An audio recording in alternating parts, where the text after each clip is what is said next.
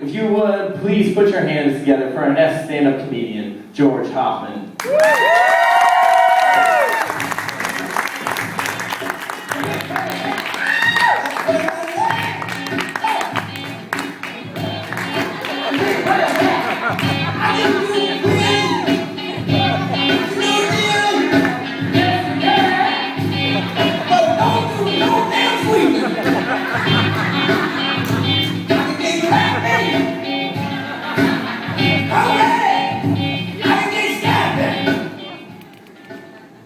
How's everybody doing? Good. For those of you that don't know me, I'm George Hoffman. Probably maybe turn that down a little bit. I'm George Hoffman, and I like to sext. I do. I like it a lot. For those of you that don't know what sexting is, it's sex texting, and I'm really good at it. I'm probably one of the best ever at it. Now, what's your number?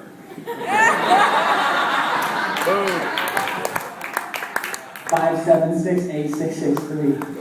I don't care. I'm really good at it.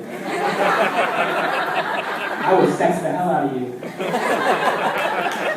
Now, conversely, I am horrible at sex. Very bad. So now you will not text me. I can sex someone and make them think this guy is worth making a bad decision on. I think I'm going to do this. But then we get back to your place, because you're not coming over to mine. That's the way I roll. And you will be sadly disappointed. It's okay. I'm all right with it, actually. I'm perfectly fine with what I do. I'm so bad at sex that if it would have been George and Eve, none of us would be here right now. Nope. God would have had to start over. But I guess I made a mistake.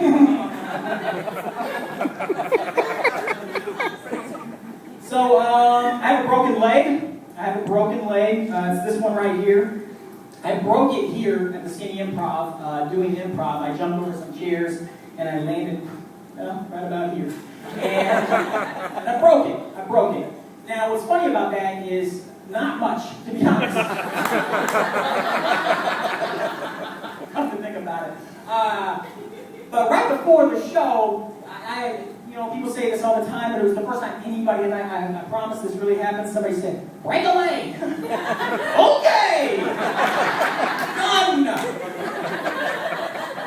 Tonight, somebody said, knock him dead!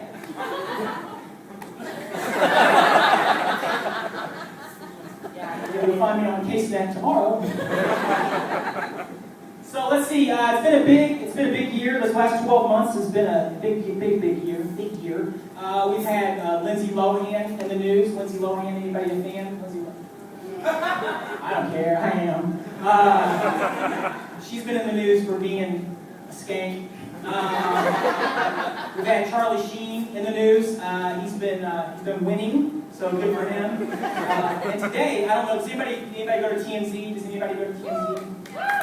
Good, so you don't work either.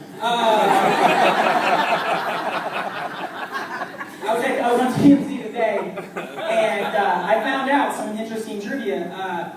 16 years ago, Lindsay Lohan and Charlie Sheen had a baby together. Does anybody know this? Anybody hear about this? Yes. Sincerely, that baby is Justin Bieber. Justin Bieber. So, what else going on in the news? We killed Osama. We didn't. Not us here.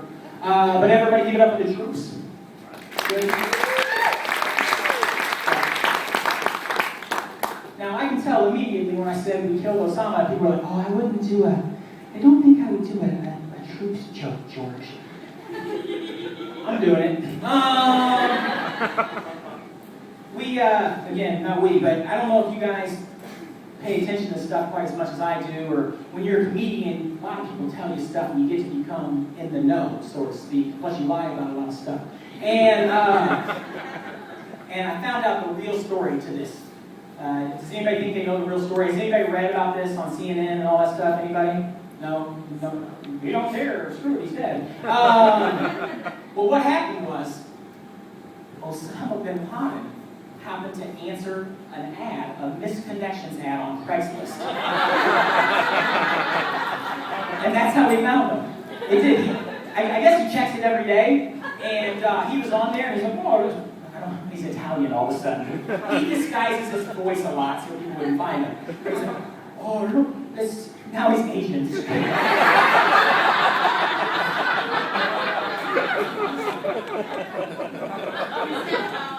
F it. I'm not doing the joke. I can't. That's all right. Biggest thing of the year before I fall over. I got my divorce was finalized. Everybody give it up for that. Yeah. You know her. Has anybody else here ever been divorced? Round of applause. Yeah. Was it worth it? Yes. Absolutely. Good. No, I miss him very much. That's really sad. Mine turned out to be worth it. It was a good deal, but there are some challenges when you get divorced. So if anybody here is a newlywed and you think already like, this shit's not going to work.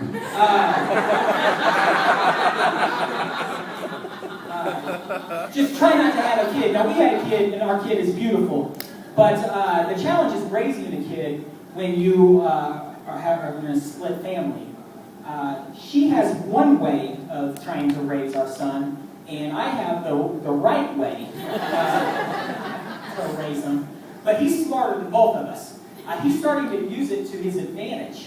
And not too long ago, he came up to me and he said, Daddy, why don't we have a puppy? Mommy has a puppy. And I said, because we're getting a puppy today! Surprise! Woo! Who's the best daddy in the world? And then I answered it for him, I'm like, this guy. And a couple weeks later, he came back and he's like, Daddy, how come we don't have a Nintendo Wii? Mommy has a Nintendo Wii. And I'm like, because we're getting a Nintendo Wii today! Yeah! Best daddy award again! All right! Like 3 or 4 days later, he's like, Daddy, how come Steve doesn't sleep over at your house? He sleeps over at Mommy's house. And I said, listen, because Steve is an asshole. You understand me, son?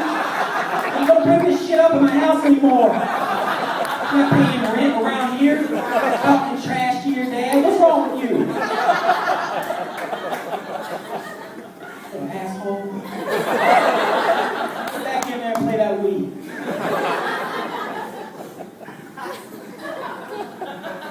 Sorry. I just get a little emotional. Part of raising them, though, something came up the other day, and my ex-wife called me. She said, George, I think we have a problem. Quentin is touching himself a lot. Like playing with himself. Now, he's 4 years old. And I told her, hey, listen, that's normal. Little boys do that. It's part of growing up and exploring your own body and figuring things out. And she said, well, when's he going to stop? I said, well, you're going to have to ask somebody older than me.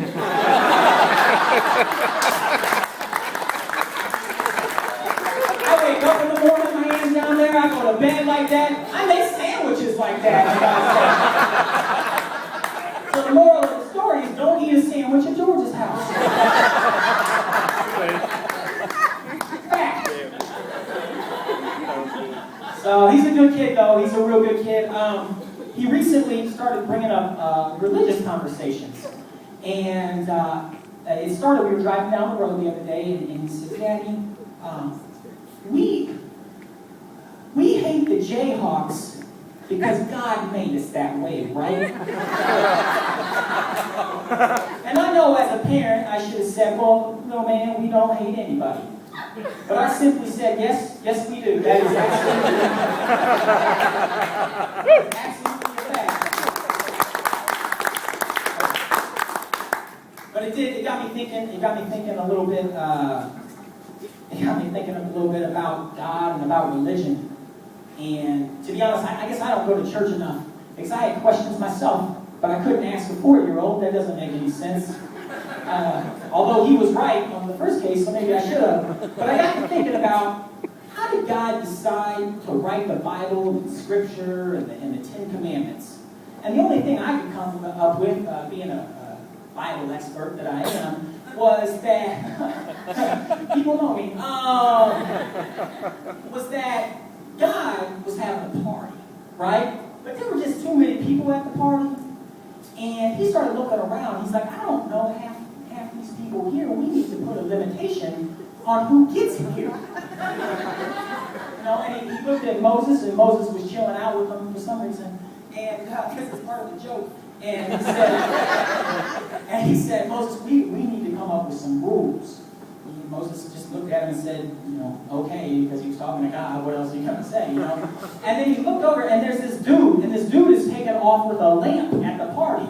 And God was upset by this, and he said, hey, man, hey, that's my lamp, fool. In my world, God is an African American.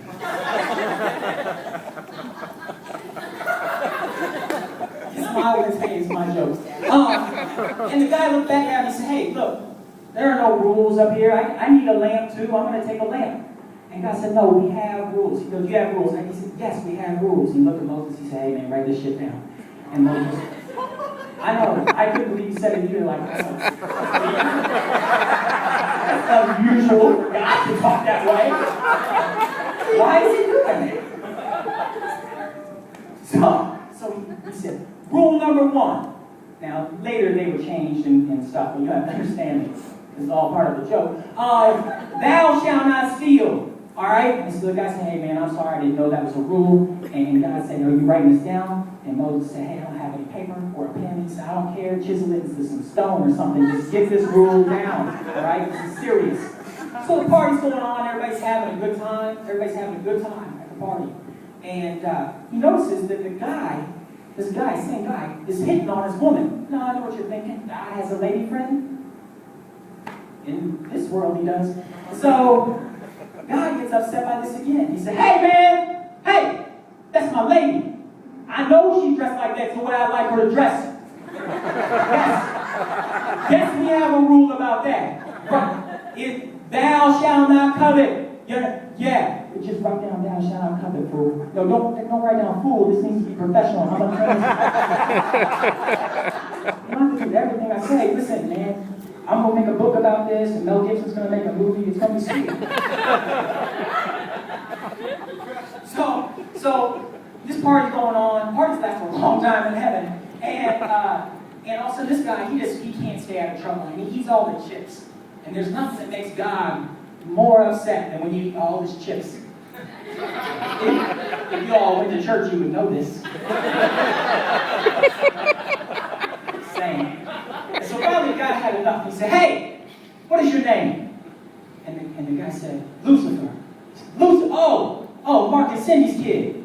Yeah, you a bad seed, aren't you? And the guy said, hey, man, He said, listen, Lucifer, you ate all my chips, you tried to steal lamb, you tried to hit on my lady. I need you to do me a favor. And Lucifer said, what should I do? And he said, look, I just need you to go downstairs, right? Just go on downstairs. I got more chips down there. Now, the stairs are long stairs. You just keep going, and the chips are right next to the furnace and the hot sauce. All right, Lucifer? See ya.